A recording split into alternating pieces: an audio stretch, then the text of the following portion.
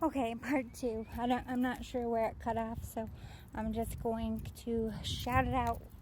So it's a failed system, a perpetuated failed system due to time constraints, lack of funds, lack of interest, and overall being bombarded with daily tasks and meet and greets and public events. I don't know how anybody in history really sat down and thought about 4 years in a realistic sense. Think about it. It takes 4 years for somebody to learn a basic career in college. So if it takes 4 years to learn something, how are you expecting a president to change the world or make that much of a difference within 4 years? The hopes of this, when it was created, was when that person had their 8 or 4 years in term, however it works out, that the other person would pick up the ball and keep going for the betterment of humankind and our country. But we are incapable of doing that due to competition. It is a constant competition between two of the biggest parties. They can't work together, and in our generation we are seeing proof and evidence of their ultimate failure. We are given a selection board of hope, of people who deems these people worthy of investing in as president, because you gotta have money, you gotta have backing, you gotta have political science degrees and a whole fucking team. So somebody decides ultimately, hey, this person or this man or woman would be an excellent president. Here's why. But it never is the why you want to hear. It's because they're charming and likable. They have charisma. They could sell you their shirt off their back. Every politician through the whole political debate is campaigned as a superior saint. This is all the great things I've done. I will be a great leader because look at my life. I have a great family. I believe in God, which shouldn't even be said at all in a political arena. Not because I don't support religion, but because it's two separate entities. And yet every single political election, religion is brought up on both sides, making the whole political party unconstitutional and the whole election unconstitutional. But does anyone really give a fuck about the Constitution? Probably not. So I don't want you to get rooted into the faith of a savior as a person pre-selected by a corrupted, evil society to keep you busy, to keep you distracted, to keep you as indentured servitude, as in you are supposed to go to school and get a 9 to 5, you're supposed to pay your taxes, you're supposed to get, the supposed to. None of that is what you are put here to do or why you were born. You aren't supposed to grow up and get a job and go to school to learn something to make money. Who pre-programmed this whole aspect of you need to make money because that's how you take care of yourself? Who created this world where everything is 3D, superficial, and keeping you at the bottom? The same people that perpetuates the candidates that you vote for every year. They are puppets on a string, these presidents, and I want you to take that in and let it sink. We don't need to participate in things that cause divides within our own people and our own homes. Because when it comes down to it, and it will one day, who do you think is going to be fighting to your left and right? Not the people you voted for, not the people who are in control of the government or the town.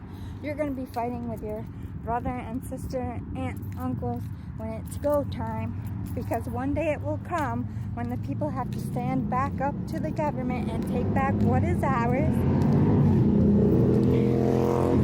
Sorry, we're just not there yet as people. We aren't revolutionists. We aren't free thinkers. We're very much closed in a box and isolated to this is your candidate and these are your only options, and they made it so.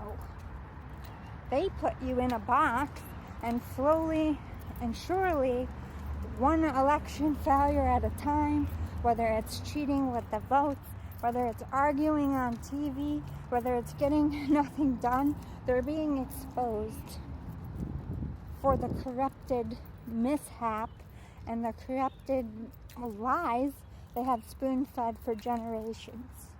They were never our hope. They were always our demise. I'm not sold that a human being could handle the responsibility of leading a country without being corrupted, without being paid off, or making some kind of circumstance happen for somebody in their life or somebody they know, or to get something that they want. You know, it's always going to be corrupted because that's people. So therein lies the question: if people can't lead other people, then who is to lead us? Free thinkers, people that figure out what politics is and what the real purpose of an election is. Every year, it's a distraction, it's a divide, it's a objective to obtain their mission. Who are they attacking this year? Immigrants. They've been attacking them for quite a few elections now, but what do they hope to obtain this time? Closing the border. Why would closing the border be beneficial to America? Because it would boost American business again.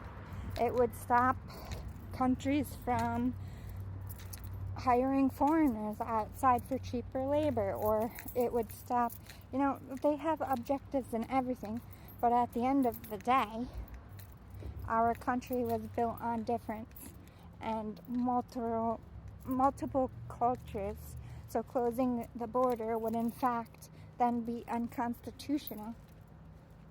What are we if we don't stand by the very convictions of what this country was built for? If we're going to rewrite how we are as Americans, then you need to take away all that was. And to do that is to take away the government. And who's going to take on that war? So I sit and I wait. And one at a time, I hear in these conversations of, oh, this is a waste. I'm not even going to watch this year. I'm not even going to participate. I don't even care who's elected. And my heart feels a little bit more freer because we are being forced collectively to wake up to the fucking nonsense that is our country. There's so many things under that rug that would disgust you, but that's true for every country. Every country is corrupted. In 2024, there is not a leader who is pure of heart. It doesn't exist. There is always for the betterment of themselves and their own vision. It's like a cult. That's why I don't follow organized religion or participate in large groups. There's always 3 initiatives to prepare for a better future, to advance human society due to their beliefs or their science or their whatever. And they're always isolating, as in you have to live this way or you have to act this way, or these are the rules of society. Always the rules. Rules, rules, rules, rules, rules. I was born woke. It's a very lonely place to be. And I hope if you take anything from this, just take that it's a circus and it's not worth raising your blood pressure and it's not worth arguing about, because, like I said, pick 3 things they say, and the easiest things they say, those are the things that they might possibly get done. Can you stand for that? Great. Leave it to science, and then emotions are taken out of it and you are at peace. Don't let it disturb your peace or change who you are. I hope this was helpful. I still have another mindful message talk, but it will not be on this topic. I think I have talked it to death. See you soon. Bye.